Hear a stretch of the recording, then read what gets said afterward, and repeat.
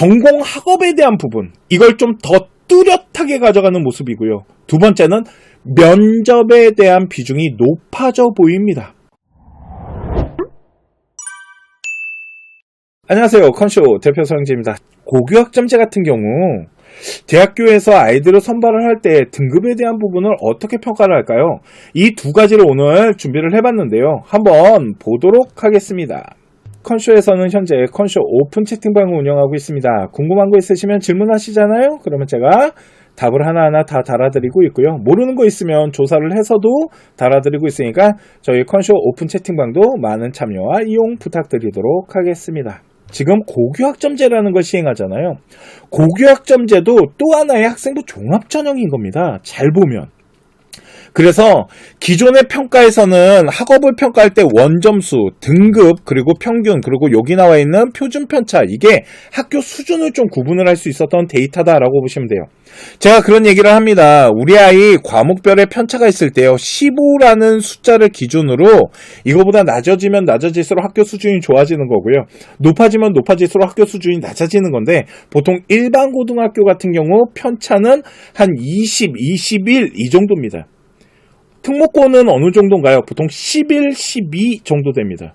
전국자사 같은 경우는 7, 8 정도가 형성이 되죠. 그러면 7, 8 정도가 형성되는 학교와 20, 21이 형성되는 학교에 있는 학생들을 같은 수준으로 평가할 수는 없잖아요. 그러다 보니까 편차를 통한 등급에 대한 것들. 그래서 전국자사에서 한 3.8에서 4등급대 정도 하는 아이가 일반고로 가잖아요. 그러면 그걸 환산해서 계산하면 한 1.4등급 정도, 1.56 이 정도가 나옵니다. 그러니까 아까 성균관대학교 막 3등급대 아이들 있죠. 걔네들이 일반고로 가면은 한 1등급대 중반 정도는 된다라고 보셔야겠죠. 자, 그런데 고교학점제가 되잖아요. 그러면 뭐가 없어졌냐면 저기 표준 편차가 없어졌습니다. 그러면서 성취도 비율이라는 게 되게 중요해질 것 같아요.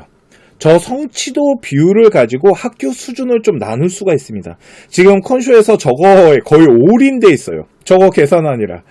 조만간 계산을 해서 알려드릴 겁니다. 어느 정도의 차이가 나는지. 요즘 제가 고교학점제 강연회를 하러 다니는데 저 성취도 비율 계산한 걸 좀 보여드리고 있거든요. 나중에 공식적으로 보여드리긴 할 건데요. 그러니까 편차가 없더라도 학교 수준을 좀 나눌 수 있는 기준선이 저 성취도 비율이 좀 있더라라고 보시면 되고요. 고교학점제는 9등급제가 아닌 1등급부터 5등급까지 아이들을 선발하는데요. 그냥 깔끔하게 그렇게 보시면 됩니다. 1등급 아니면 대학 가기가 쉽지 않습니다. 그냥 1등급 나오셔야 돼요. 그래서 1등급이 아니면 고교학점제로 대학을 학생부 종합전형 라인으로 구성하는 것은 생각보다 쉽지는 않다라고 보시면 되고요. 고교학점제는요, 이렇게 등급에 대한 부분을 5등급제로 시행하다 보니까 교과전형에 대한 비중보다는 학생부 종합전형에 대한 비중이 높아질 거고요. 그래서 서류를 준비하는 게 절대적일 것 같습니다. 그래서 이제 특목고가 유리해질 것 같아요 라는 이 부분이 현재 특목고 경쟁률을 높이고 있다라고 봐야겠죠. 자, 그런데 대학교는요, 하루아침에 고교학점제라는 이 부분을 평가를 하기 위해서 준비하는 게 아닙니다. 보통 대학교가요, 전형을 준비하거나 평가를 준비할 때는 2, 3년 전부터 준비를 해요. 그리고 뭔가 데이터를 만들어내면서 그걸 가지고 고교학점제라는 거를 예측해서 준비를 하고 있습니다. 그 증거가 뭐냐면요, 과거에서 한번 답을 찾아보고자 하는데요. 들어보셨나요? 서류형과 면접형. 이 서류형과 면접형으로 아이들을 선발을 하기 시작했는데요. 이게 불과 3년 전입니다. 자, 보시면은 뭐 세종대학교, 중앙대학교, 외대 이런 학교들이 이제 서류형과 면접형에 대한 부분을 점점 활성화시키고 요즘은 많은 학교들이 서류형과 면접형을 시행을 하고 있습니다. 그런데 봐야 되는 게 누구냐면 바로 여기 나와 있는 서류형입니다. 면접형은요, 그냥 전통적인 학생부 종합전형으로서 학종이 만들어진 다음부터 계속 시행이 됐던 부분이에요.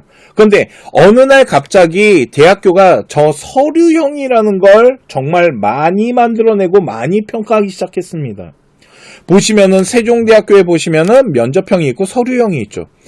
중앙대 같은 경우도 융합형이 있고 탐구형인데 이 탐구형이 면접형인 거고요. 저 융합형이 바로 서류형이다라고 보시면 될 것 같습니다. 그리고 외대 같은 경우도 서류형과 면접형 이렇게 현재 아이들을 선발을 하는데요. 그러면 이 서류형이 뭘까요? 서류형이라고 그러면 서류 100%로 아이를 선발하다 보니까 생활기록부가 중요한가 봐 라고 생각드시죠. 그렇지 않습니다. 대학교가 말하는 저 서류형에서 아이들을 선발할 때는요, 뭘 되게 많이 평가했냐면 바로 교과 등급입니다. 외대도 마찬가지고요. 그래서 이 교과 성적 안에다가 서류를 집어넣은 거예요.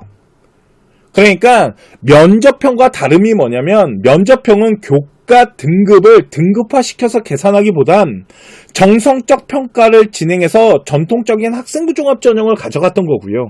서류형 같은 경우는 교과 등급에다가 서류를 포함시킨 겁니다. 그러면 왜 교과 등급에다가 서류를 포함시키기 시작했을까요?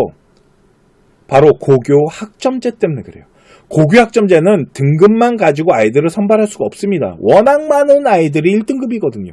그래서 거기에다가 서류를 넣어서 평가를 해야 되는데 그 전형을 고교 학점제라는 이 부분을 가져가기 위해서는 아까 말씀드렸지만 대학교는 하루아침에 전형을 만들어내지 않아요. 오랜 시간 동안 뭔가 데이터를 만들어내고 그 안에서 전형들에 대한 평가를 하나하나 맞춰가거든요. 그게 바로 이 서류형과 면접형, 이 서류형에서 고교 학점제를 좀 예측할 수 있다라는 거죠. 자, 그러면 결국은 고교 학점제에서 중요한 건 뭘까요? 첫 번째, 서류를 잘 만들어야 됩니다. 생활기록부를 잘 구성이 있게끔 만들어야 돼요. 그러면 이 서류를 도대체 대학교가 어떻게 선발할까요? 라는 부분을 2028학년 제일 먼저 발표한 대학교가 바로 서울대학교인데요. 서울대학교 평가 요소를 보잖아요. 그러면 조금 달라진 게 있다라면 조금 달라졌거든요. 그냥 학생부 종합전형입니다. 학업에 대한 평가, 그리고 아이들이 전공적합성이나 관심사를 갖고 연구해 나가는 부분들 다 똑같아요. 그런데 전공 학업에 대한 부분, 이걸 좀 더 뚜렷하게 가져가는 모습이고요. 두 번째는 면접에 대한 비중이 높아져 보입니다. 자, 그러면 다른 학교들도 마찬가지일 거예요. 서류에 대한 부분을 강화시키면서 면접에 대한 부분을 더 강화시킬 것 같고요. 현재 이제 정시 같은 경우도 서울대학교나 연세대학교 이런 학교들이 이제 서류를 보겠다라고 합니다. 그렇기 때문에 아마 정시에도 이제 서류 평가가 진행되는 학교들이 점점 늘어날 수 있어요. 그러니까 저 서류라는 저 단어, 생활기록부를 구성해야 되는 저 단어는 조금 절대적으로 중요해질 수 있는 부분들이 현재 보여지고 있으니까 예비고 학생들 같은 경우는 잘 준비해야겠죠. 그러면 고등학교 선택하는 데 있어서 제가 지금 말한 부분이 하나의 답이 될 수 있겠죠. 그 부분은 나중에 고교 학점제 설명회 때 더 자세히 설명해 드리도록 하겠습니다. 고교 학점제에서 그럼 학생부 종합전형을 가져올 텐데 학교 수준에 대한 부분과 그리고 아이들의 선발할 때 어떤 부분이 좀 중요한지에 대해서 설명을 해드리는 시간을 가졌습니다. 오늘 방송 여기까지 하도록 하고요. 다음 시간에 더 좋은 방송으로 또 찾아뵙도록 하겠습니다. 지금까지 합격을 하는 DNA 서영진이었습니다. 감사합니다.